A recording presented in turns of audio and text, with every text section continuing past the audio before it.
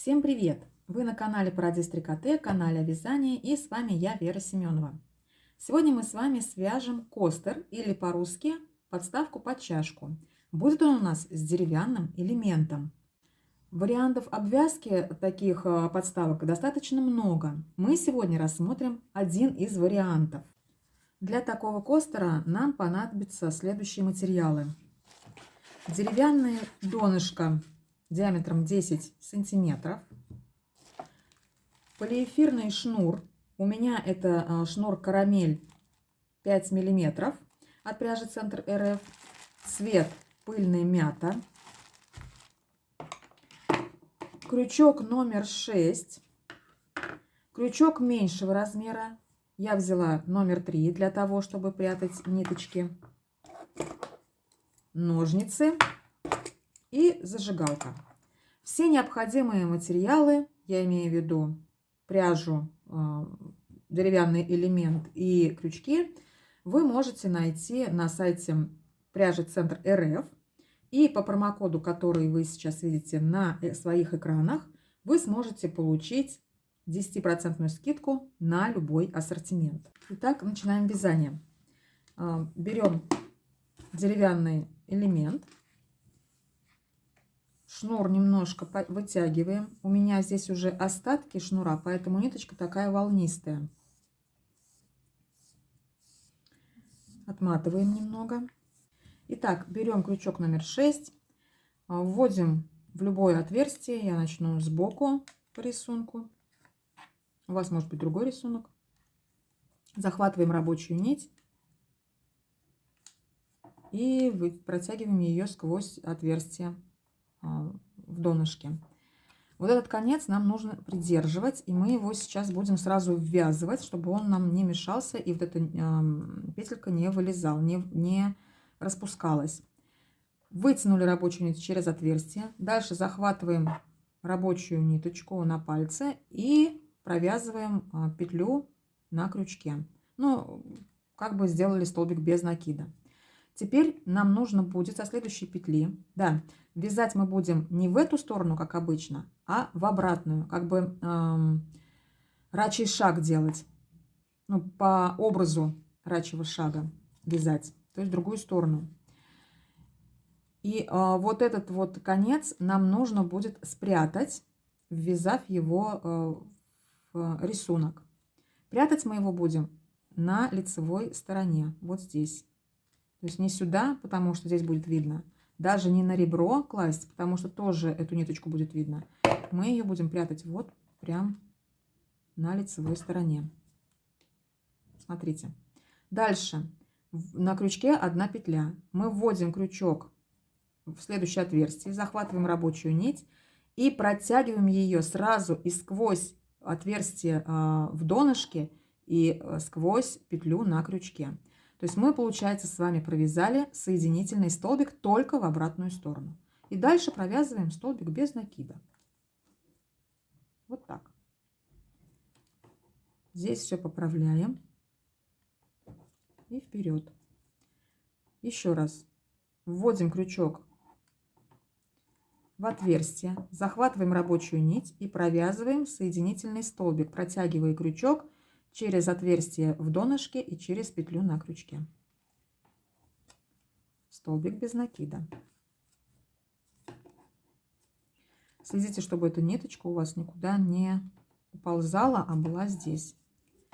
Следующий провязываем точно так же. То есть этот рисунок состоит из соединительного столбика и столбика без накида. И обязательно столбик без накида провязываем. Видите, мы убираем эту ниточку, и она у нас не так заметна. А была бы она на ребре, было бы ее видно. С этой стороны ее тоже было бы с изнанки видно. А так она у нас аккуратненько спряталась впереди рисунка на лицевой стороне. И провязывая таким образом до первой петли, следите за тем, чтобы у вас размер петель был максимально одинаковый. Все, у меня спряталась петелька. Кстати, вообще Я люблю эти петли, эти ниточки закреплять, поэтому я сейчас сделаю вот таким образом. Я этот конечек расплавлю. Преимущество полиэфирных шнуров в том, что они плавятся очень хорошо. Тут главное не обжечься.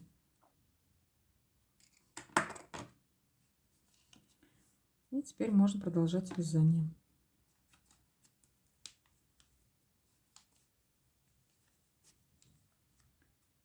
Все, эта ниточка уже никуда не денется.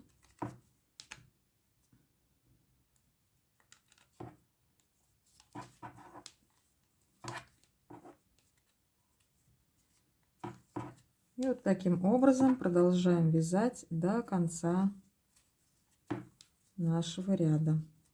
I look at you and it's easy to see. You are that someone I've been trying to meet. I got your number, won't you pick up the phone? Don't leave me hanging on the dial tone. Итак, у меня осталось последнее отверстие в донышке. Я также его провязываю. И теперь немножко вытянула петельку. И вот этой ниточкой 4 раза обматываю наше донышко. 1,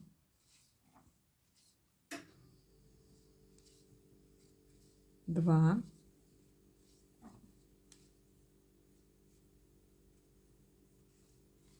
3, 4. Обрезаю.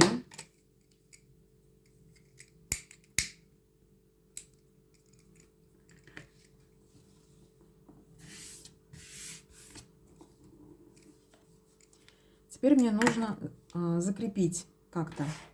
Я вытаскиваю эту нить полностью. Беру крючок номер 3 меньшего размера. И смотрите, внимательно. Я его поддеваю вот под первую петлю, под обе стеночки. Вот таким образом. Захватываю эту ниточку.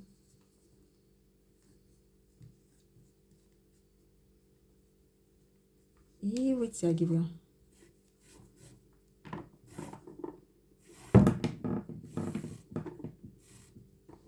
Вытянула. Теперь можно крючком номер 6 опять. Ввожу с задней стороны в последнюю петлю провязанную, захватываю нить и вытягиваю ее на изнаночную сторону.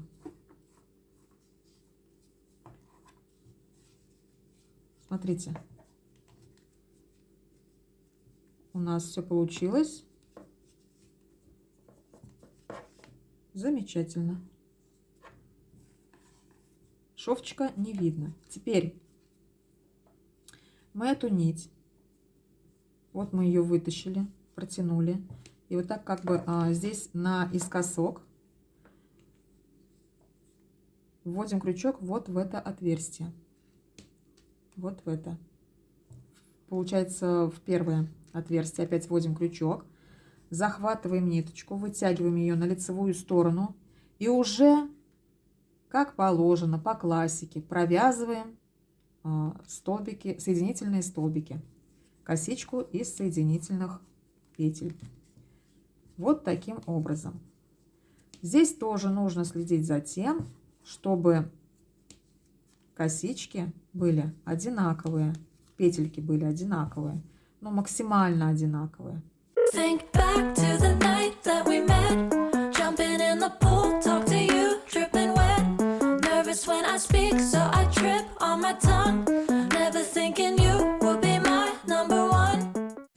Осталось последнее отверстие. Провязываем соединительный столбик и ниточку вытягиваем. Теперь берем крючок меньшего размера.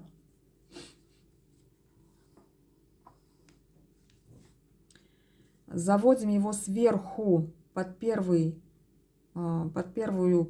соединительную петлю и вытягиваем нить. Теперь вводим крючок. Можно этот же, можно уже шестерочку.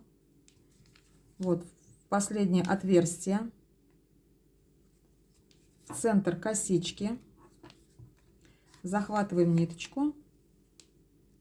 И протягиваем ее на изнаночную сторону. Вот таким образом. И дальше уже нам нужно ее закрепить. Чтобы здесь тоже не было видно соединения. Мы эту ниточку в следующее, то есть в последнее отверстие вводим через центр косички. Вот так вытягиваем ее. Мы ее вот сюда давайте вытащим.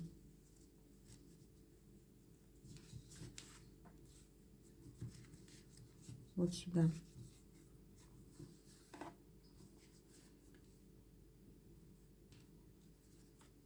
И тоже прятать ее будем вот с лицевой стороны, получается.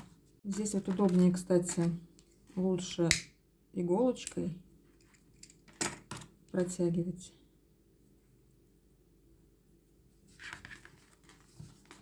Есть специальные вот такие вот иголочки.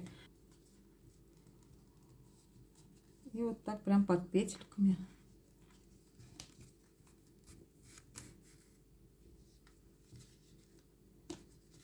Все это прячем.